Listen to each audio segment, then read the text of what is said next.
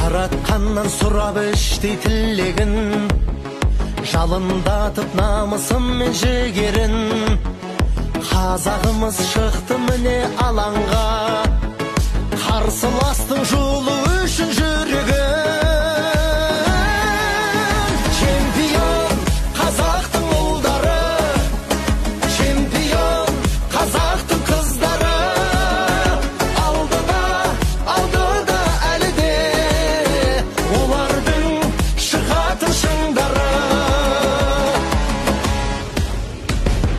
Биік болса әрқашанда рухымыз, айналамыз ұлы елге мықты біз. Жарыстардың бас бәйгесін аламыз,